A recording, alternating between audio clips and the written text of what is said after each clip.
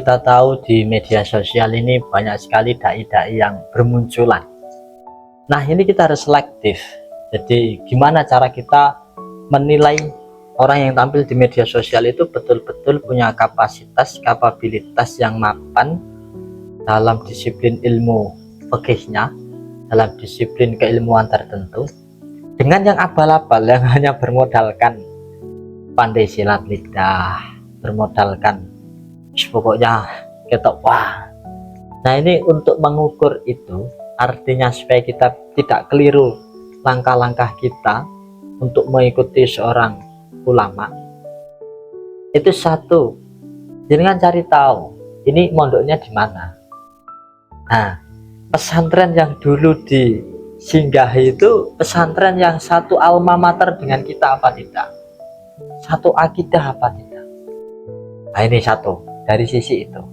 Jadi didelok pondok mbien ning ndi. Kalau tidak pernah mondok ya jangan diikuti, jelas wah tidak memenuhi standar itu kalau tidak pernah mondok. Itu satu. Kedua, harus tahu orang yang ngaji itu bisa betul apa tidak membaca kitab salaf. Jadi kalau disuruh disodori kitab salaf, disuruh baca misalkan tradisi pesantren Jawa itu kan dimaknai gandul. Kalau luar Jawa saya tidak tahu. Kalau di Jawa itu dimaknai gandul. Lah ini bisa apa enggak? Utawi iki itu bisa enggak? Alhamdulillah kabehane puji kulillahi tetep kagungane Gusti Allah Rabbil alamin kang mengerani wong alam kabeh. Lho ini loh. Jadi kalau jenengan mengikuti seorang dai, seorang pendakwah, atau seorang kiai yang itu lewat online, coba itu pernah enggak riwayat dia baca kitab itu ada enggak? Jadi jangan hanya sekedar qala Rasulullah, hadisnya ini dijelaskan bla bla bla. Itu pakai terjemah bisa. Tapi cari yang betul-betul bisa baca kitab salaf, baca kitab kosongan, kitab kuning, kitab gandul. Nah, yaitu kalau bisa nyarinya yang betul-betul bisa baca makna gandul itu, makna pesantren itu. Karena ya mungkin kalau enggak makna pesantren kan saya enggak bisa mengukur kan, itu bisa menjelaskan karena terjemah atau tidak. Tapi yang paling selamat kalau dia itu bisa baca ala tradisi pesantren, dimaknai gandul.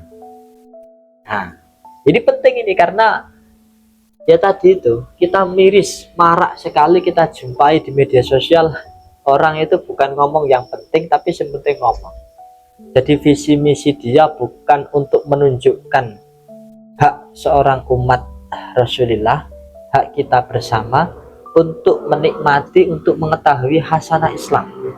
Visi misinya pokoknya ceramah gitu saja, ngomong alor ngidul, sindir sana sindir sini, menyalahkan dai sana menyalahkan dai sini.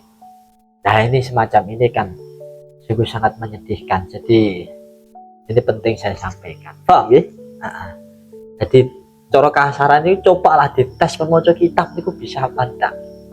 Jadi kalau maksudnya itu ini kalau memang dia penceramah di media sosial, dia punya banyak pengikut, tapi kalau faktanya disuruh menjelaskan makna gandul, disuruh baca kitab ala makna pesantren, kalau belum bisa, waduh, ini perlu dipertanyakan kredibilitas seorang dai yang semacam itu. Makanya andai kata ceramah itu disyaratkan harus bawa kitab, itu saya sepakat, itu setuju itu.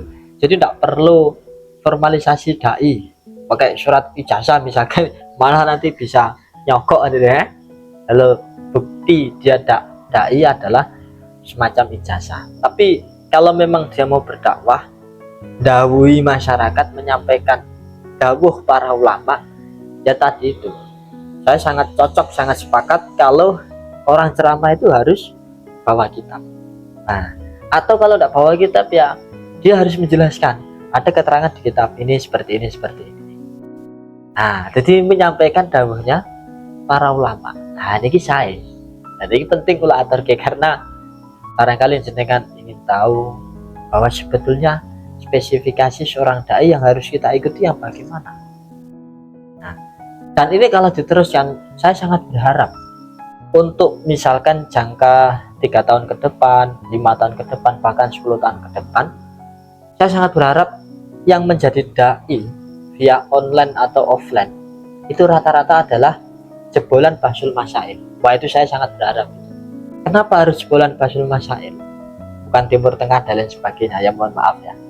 Karena kalau dia jebolan Bahsul Masail itu, satu, dia sudah Bahsul Masail ngalor ngidul kan. Jadi secara kapasitas keilmuan itu insya Allah akan mapan lah kalau dia jebolan Bahsul Masail. Kemudian kalau dia jebolan Bahsul Masail itu kulino mikir, jadi menyampaikan hukum itu tidak tekstual. Ini loh, di kitab itu dijelaskan hukumnya rokok itu makruh, hukumnya merokok di majelis ilmu itu haram, kalau sengaja kufur, merokok di masjid haram. Wah, ini masih tekstual semacam ini, masih. Coba kalau nanti didudukan di meja Bahsul Masail, kita akan berubah semua hukum-hukum seperti itu. Jadi harapannya seorang aktivis Bahsul Masail, jebolan Bahsul Masail juga meramaikan dakwah melalui media sosial. Harapannya ngoten. Di lain sisi, kalau dia jebolan Bahsul Masail itu, dia pasti, ya kemungkinan besar lah, dia tahu tentang referensi-referensi yang menjelaskan tentang fitnah itu apa, hal-hal yang menyebabkan fitnah di masyarakat itu apa, sekiranya bisa menyebabkan kegaduhan di masyarakat itu ketika kita menyampaikan bagaimana. Nah, ini dia bisa mengukur, jadi tidak gampang-gampang menuding sana menuding sini yang sehingga menyebabkan adanya fitnah di tengah-tengah masyarakat. Jadi hurriyatul qaul, kebebasan berpendapat, ada memang referensinya, tapi kan tidak boleh kemudian mencaci maki, menyudutkan orang lain, menebar kebencian, mencemarkan nama baik orang lain. Itu kan tidak boleh juga kan. Jadi kebebasan berbicara itu ya harus dibatasi juga. Dan jadi sekali lagi, Bu Yo, saya sangat berharap, sangat senang. Satu, kalau ngaji itu harus bawa kitab, atau kalau tidak ya dia menjelaskan dawuhnya para ulama, terutama kalau itu bahas hukum. Wah, ini banyak sekali rawan penjelasan mengenai hukum, langsung pakai Quran hadis tanpa menjelaskan referensi dalam kitab salafnya. Ya kita harus husnudon, beliau mesti tahu, tapi kan dia orang ini tadi itu kan ya karena dalam tradisi keilmuan, jadi husnudon itu ya kurang baik juga dalam tradisi keilmuan. Iktimat alal mankul itu juga kurang baik juga. Jadi wis percayalah karo kae. Jadi juga dipersoalkan dalam dunia ilmiah, harus jelas. Makanya kalau nukil dalam kitab-kitab itu sangat dianjurkan untuk diteliti nukilannya itu dari mana, betul tidak di kitab itu ada. Nah, itu satu, harus sebaiknya bawa kitab. Nah, saya sangat berharap yang kedua adalah banyak jebolan Bahsul. Sekarang ini kan pesantren kan banyak sekali pesantren-pesantren yang mengadakan Bahsul Masail.